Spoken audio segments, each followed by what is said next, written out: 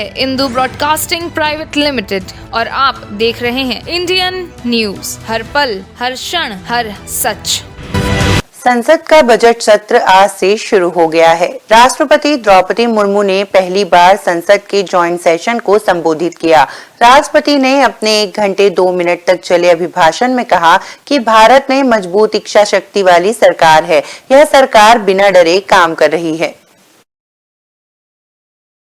राष्ट्रपति द्रौपदी मुर्मू ने सरकार को लगातार 2 बार मौका देने के लिए लोगों का आभार जताया।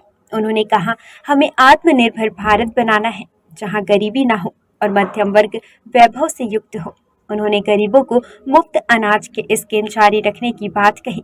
मुर्मू ने रेहड़ी वालों की बात कही तो 11 करोड़ छोटे किसानों की मदद के लिए 2.25 लाख करोड़ रुपए के सम्मान निधि का जिक्र भी किया।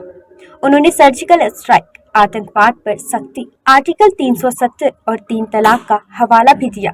सत्र से पहले प्रधानमंत्री नरेंद्र मोदी ने कहा, सदन में तकरार तो होगी ही, तकरीर भी होनी चाहिए। मोदी ने कहा, विपक्ष पूरी तैयारी के साथ आया है। हम बहुत अच्छी तरह मंथन करके देश के लिए अमृत निकालेंगे। हमारे देश के बजट पर विश्व की नजर है। सदन में राष्ट्रपति द्रौपदी मुर्मू ने अभिभाषण में कहा कि देश के विकास के लिए सरकार जिस गति से काम कर रही है वो अभूतपूर्व है। गरीबों के लिए हर रोज 11,000 घर बन रहे हैं। हर रोज 2.5 लाख लोग ब्रॉडबैंड से जुड़े, 55,000 से ज्यादा गैस कनेक्शन दिए, 700 करोड़ का लोन दिया गया। हर महीने एक मेडिकल कॉलेज बना, हर दिन 2 कॉलेज की स्थापना हुई, हर हफ्ते एक यूनिवर्सिटी बनी। 2 साल में भारत ने 220 करोड़ से ज्यादा वैक्सीन की डोज दी है। 2004 से 2014 के बीच 145 मेडिकल कॉलेज खुले थे। भारत दुनिया का तीसरा बड़ा एविएशन मार्केट बन चुका है। इसमें उड़ान योजना की बहुत बड़ी भूमिका है।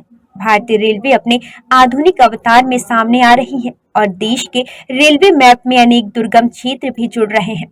बीते 8 सालों में देश में मेट्रो नेटवर्क में 3 गुना से अधिक की बढ़ोतरी हुई है। आज 27 शहरों में ट्रेन पर काम चल रहा है। इस प्रकार देश भर में 100 से ज्यादा नए वाटरवे देश में ट्रांसपोर्ट सेक्टर का कायाकल्प करने में मदद करेंगे।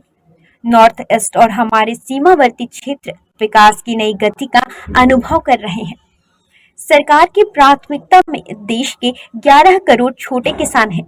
ये छोटे किसान दशकों से सरकार की प्राथमिकता से वंचित रहे थे। अब इन्हें सशक्त और समृद्ध करने के लिए हर तरह की कोशिश की जा रही है। माननीय सदस्यगण, संसद के इस समावेश सत्र को संबोधित करते हुए मुझे हार्दिक प्रसन्नता हो रही है।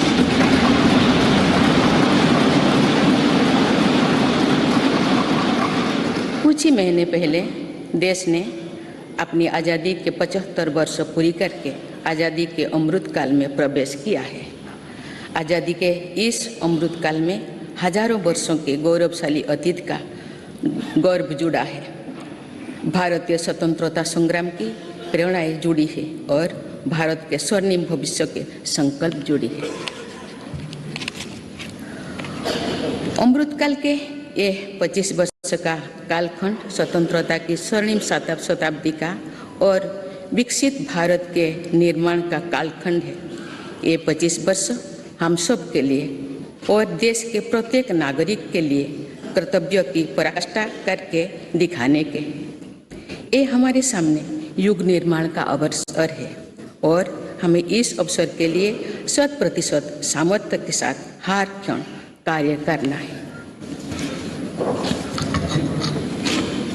हमें 2047 तक ऐसे राष्ट्र का निर्माण करना है जो अतीत के गौरव से जुड़ा हो और जिसमें आधुनिकता का हर स्वर्णिम अध्याय हो।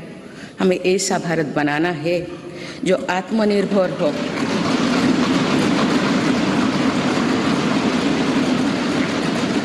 और जो अपने मानवीय दायित्व का पूरा करने के लिए भी समर्थ हो।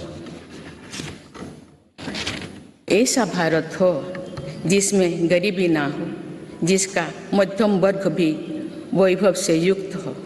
ऐसा भारत हो जिसकी युवा शक्ति और नारी शक्ति समाज और राष्ट्र को दिशा देने के लिए सबसे आगे खड़े हो, जिसके युवा समय से 2 कदम आगे चलते हो।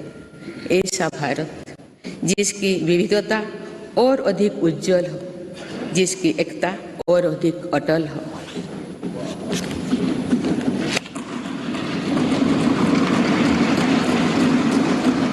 दो 2047 में देश जब इस सच्चाई को जीवंत करेगा तो निश्चित रूप से उस भव्य निर्माण की नींव का अवलोकन और आकलन भी करेगा। तो आज़ादी के अमृतकाल की इस प्रथम बेला को एक अलग आस्था के साथ देखा जाएगा। इसीलिए आज अमृतकाल का ये समय, ये कालखंड बहुत महत्वपूर्ण हो गया है। न्यू वीडियोस की अपडेट पाने के लिए सब्सक्राइब करें इंडियन न्यूज़ को और बेल आइकन को दबाएं।